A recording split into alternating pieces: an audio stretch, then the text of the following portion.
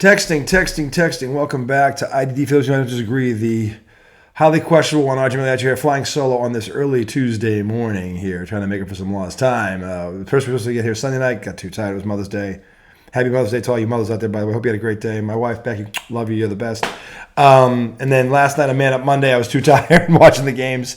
Fell asleep. So I got to get up early and get this thing on the air. And we're going to be back tomorrow night with the Redoubtable one. But I wanted to do a post-game, pre-game, post-game, all that stuff. Celtics for segment 1. Segment 2, Boston Bruins on the brink, down 3-1 to what's looking like their new nemesis, the Florida Panthers, who took them out last year after they were down 3-1. Hey, Boston. You know, the best revenge is kind of when you can turn the tables and say, well, how do you like it? Well, here you go, Bruins. If you want to be optimistic, here's a chance to return the favor, so to speak, because now you're in a 3-1 hole. I don't know that the Bruins should be there, quite honestly. Look, nobody predicted, 23 out of 24 NHL experts, so-called experts in ESPN, predicted Florida to win this series. So what I couldn't wrap my head around was that the Bruins had taken 4 straight from them in the regular season, that Florida never beat them. But and truth be told, given what happened the other night in Game 4, and actually before that with Bennett and his cheap shot, which now if you look at the angle on this, you know, having boxed and having seen guys get hit and their whole body goes limp, they show this from the right angle where with the right hand with the hockey stick in it, he connects right here and drops Marchand, who's not a big guy to begin with. So it looks like a sucker punch from the angle that I posted on my Facebook page. And I will put it up on the IDD one on Facebook so you can look at it and see for yourself. But that looks like a sucker punch right there and knocks Marchand cold. And it was a jab, but it was when he was skating into him and banging the hockey stick was in his hand. So I'll tell you what, and he's a bigger guy. And Marchand dropped like a stone. So some people thought Marchand was trying to get a penalty. No, no, he got sucker punched. Guy got away with it. And then there is Game 4, where the Bruins are clinging to a 2-1 lead, and then that play, which I'm sure all you hockey fans have now seen, where the cross-check happens in front of the net, and the ruling, and here's how it went down on this play. The cacophony of boos and the ref you suck chants were warranted. Also can be directed at Toronto. Why, you ask? Because according to ESPN and The Athletic, it was not the on-ice officials who made that call, but instead the Situation Room of the NHL playoffs, which is located, of all places, Toronto. Now, refresh my memory, Bruins fans. Who did the Bruins beat in round 1? So what does that look like for the NHL right now? Okay? Because anybody who looks at that play where he gets cross-checked into Swayman, he's on top of him, and the guy who does it takes the puck and shoots it up into the left side of the net. Swayman has no chance to try and stop it. The letter of the law is that should have been not allowed, and he should have been given a 2-minute penalty for that. So the Bruins should have gotten a power play out of it, and the goal should have been allowed. Now, Jason Cameron, my dear friend who's down in Florida, who I grew up with, he's a great guy. We won championships together. I love the guy. He's a brother to me. And he's down in Florida. He roots for the Panthers now. Said, well, look, yeah, that thing happened, but let's consider this, that they were getting outshot, the 49-42 in like a game and a half. So the Bruins offense wasn't mustering anything.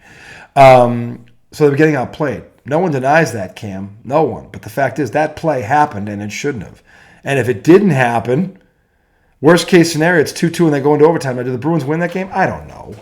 I do know this. The Bruins would have gotten a power play out of it. Maybe they get a goal and stretch the lead to 3-1. What if that happened? And the thing is, we don't know. We know this, that goal should not have happened. And now the Bruins are on the brink, partially because of it. It's not all of it. It's not the only reason they're in the hole they're in, but that's kind of a big one. And then you got Bennett's cheap shot punch to Marchand, who knocked him out for the game. To me, that's 2, okay, right there, that are right there on the tape, and you can't miss them, and you can't deny them, and you really can't even argue with them when you see them from the right angles. So, look, I don't know. As I said on Facebook the other day, that, look, the Bruins are known chokers. And this kind of shit can happen to when you just that's your karma. That's who you are. You are what you repeatedly do. And the Bruins repeatedly flame out in the playoffs for one reason or another. Those two are not on them. I'm trying to be fair here. And could they be 2-2 if those things? Yeah, they could be. And then it's a new series. And a 2-2, anything's possible, especially in the NHL. Are they dead? I don't know. I'll tell you what. We're gonna find out a lot about the Boston Bruins tonight. And if they lose in an overtime, classic Donnie, I'll all right. They went down swinging. If they get bum blasted like they did in the three straight, then there's going to be a problem. But if they win, now you're like they could have been up 3-2. So I don't really know what to think on this. I feel bad because when you don't want to lose like that, and those two plays in particular to me, you don't want to see that. I don't care if you're a sports fan. Forget if you have a dog in this race or not. You don't want to see teams win that way. You don't. You want it decided on the ice, fair play. I think ideally that's what we all want as true sports fans. At least in the case of those two situations, that's not really what happened. And Marchand, I'm told, practiced with the team. He's traveling with the team. He's going to give it a go in Game 5 tonight down in Florida. How close to 100% is he going to be? I have no idea. They need his offense right now. They need offense, period. Swayman has carried the day and kept them. He's taken them this far. And, think about it, and this is one thing where I push back on Cameron also, is we've seen a hot goaltender take a team all the way to the Cup before. We've seen it here in Boston. Okay, as good as that team was back in 2011, the goalie, if you recall, stood on his head that whole playoff. Patrick Roy, we call him Roy in Boston.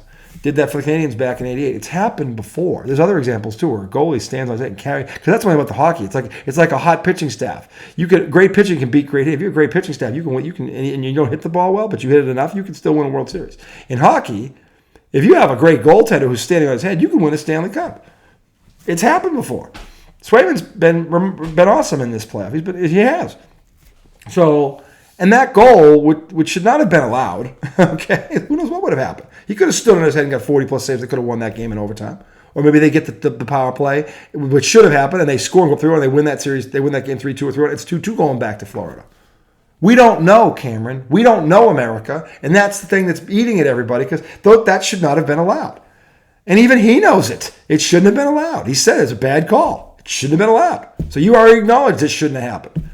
And that angle where Bennett sucker punches Marchand in the face with a stick in his hand right there and knocks him cold, that shouldn't have happened either. Now, if you want to sit there and say to me, Marchand's a dirty player, look at Marchand has had moments where I would agree with you. I'd say, yeah, he's crossed the line at times. How often? I don't know. It's more than once over his career. Would I label him a dirty player? See, to me, a dirty player is Draymond Green. A dirty player is Bill Laimbeer. Okay? And there are some hockey players that would fit that description. I don't know that Brad Marchand falls into that category. Does he play on the edge? Does he go? Yeah, he does. Does he fall? Is that where he is? Is that where you're putting him? I don't know if he's there. I really don't think he's there. He's had his moments. I don't disagree with that, but I don't think he's on that level. Okay, and there's players like that in every sport. You could pick out a guy. To me, Bill Laimbeer is like the standard, the gold standard in my lifetime. And Draymond Green is catching up fast. And that's in basketball. In football, there's guys like that. There are dirty players. I get it. But hockey doesn't lack for them. It doesn't. But where Brad Marchand is on the pantheon of that, I don't think he's on the Mount Rushmore. He's not there. He's not there. But he does cross the line from time to time. I get that. But that was a sucker punch. A bigger guy did that to him. So I don't know. And Marchand, say what you want, is a tough little motherfucker.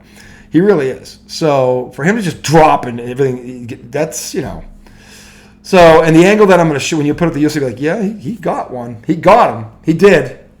And got away with it. So, I hope the Bruins make this a series. And let's put it this way: given those, if I'm the coach of the Bruins, and I'm sure if he hasn't said this, and he said all the right things in public, we're not going to blame the officials, we're not going to do that. We've been outplayed. He has said all the right things. He's the coach has said what he's supposed to say here.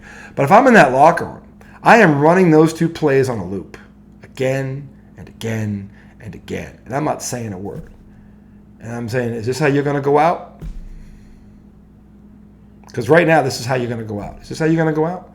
Because the one thing I do know in my lifetime with the Boston Bruins usually fall short, but they usually go down swinging. If they go down, is this how you're going to go out? And I know the league's trying to clean it up and not a lot, but if I'm Montgomery, I'm looping these two plays over and over again and going, right now this is what's defining you. They beat you up, they bullied you, and they got away with it, and you did nothing about it. And that's a fair question. Boston Bruins. Pasternak, Marchand, Swayman, McAvoy, Coyle, all you guys. I can go on all down the list. I mean, what are you going to do? Because the one thing about hockey is teams come back from 3-1 in that sport more often than you realize. This is not out of the question. It's not a historic thing where it can't happen. It's happened several times in the NHL, including last year when it happened to you. So I hope, and I'll be watching tonight. I'll put that jersey on because it might be their last game. I'll put Mr. Bergeron, my hero, my Bruins hero, on. I'll put on the gear and I'll do what I can to give him some mojo. I don't know that it's going to matter, but I'm going to do it because they're one of my teams. I'm a homer at heart, and if they go down, I'm going to go down with them. I haven't talked about them much this year because I'm still pissed about last year, and this would just accentuate that. But when the chips are down and they need a rally leg dance, Brian, something, I am going to when push comes to shove, I'm going to push my cards in the middle table. All right, I'm all in, because that's what real fans do. They may get mad at him, they may criticize him, you pink hat pom-pom waving Celtic fans out there. But at the end of the day, when the game is on, they're going to turn on the channel and they're going to do one of these. they're going to pray. They're going to do whatever mojo they got to do to try and give this team something that they really can't give them, but they think they can because that's what fans do. So, and that's what real fans do. They go down with the ship. So I'm going to go down with the ship tonight, and I'm going to be pulling for them. I hope you are too. I'll be on the chat with my buddies up north, the old guard as I call them.